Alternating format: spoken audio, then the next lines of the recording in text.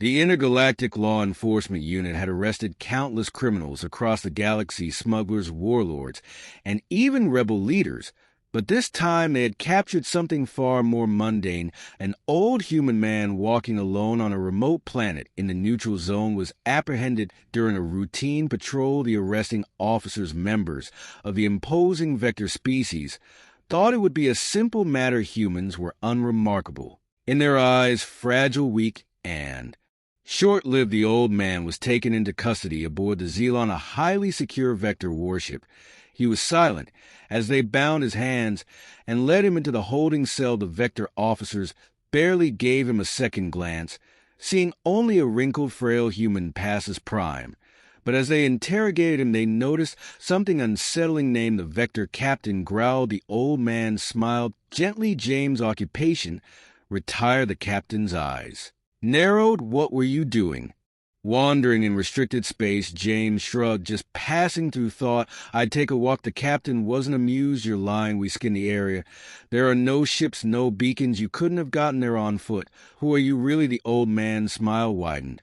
But he said nothing. The silence dragged on, and an uncomfortable tension filled the room. Hours passed, and the Vector officers grew frustrated. They interrogated James, demanded answers, even threatened him. But the human never flinched. He remained calm, almost amused, as if he knew something they didn't. Then the ship's security system started acting strange. Lights flickered, doors malfunctioned, and communication lines were disrupted. At first, the Vector thought it was a glitch, but the disruptions became more frequent, more precise. Cameras in the holding cell suddenly cut out. When they were restored moments later, James was no longer seated. He was standing at the center of the room, looking directly into the camera with a knowing smile.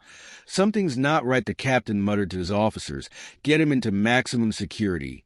Now, as they moved to transfer the old man, they realized the gravity of their mistake. The moment they unshackled his hands, the ship's alarms blared. External weapon systems were suddenly online and targeting the Xelon on itself. James turned to the officers escorting him and said calmly, you should probably let me go. Panic spread through the crew as the ship's systems were hijacked. Security feeds showed drones outside the ship powering up, and the entire vessel began to lose control. The Vector officers rushed to the bridge, only to discover that every console had been overridden by an unknown force. The captain's eyes widened in horror.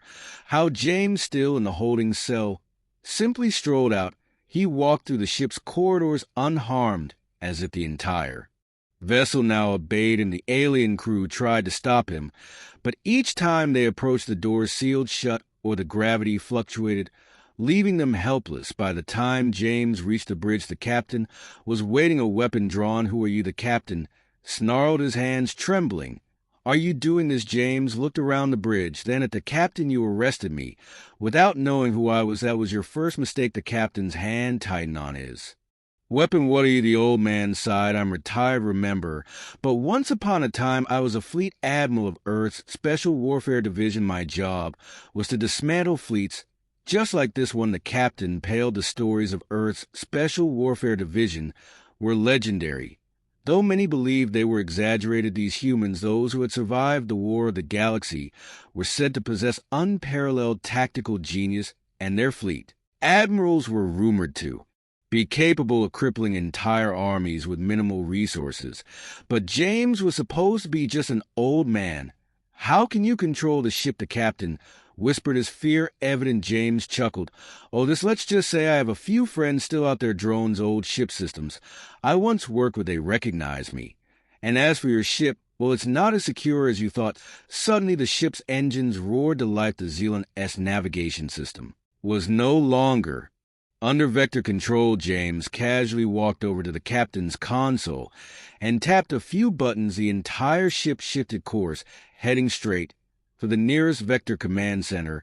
Now listen closely, James said, his voice calm. But commanding, you're going to return me to where you found me. If you don't, I'll send this ship crashing into your home base and wipe out half your fleet. The captain, now sweating, stammered. You can't do this. James leaned in closer, his Eyes sharp and dangerous, I already have the Zelon was forced to change course and drop James off at the exact location they had arrested him. As the old human calmly walked back into the wilderness, the Vector crew watched in disbelief. Their ship, their pride, had been hijacked by a single old man with no visible weapons, no ship of his own, and no parent plan. As the Zelron sped away, one of the officers turned to the captain, still shaken. Well, what do we do now? The captain stared at the empty spot where James had vanished and whispered, "We never speak of this again."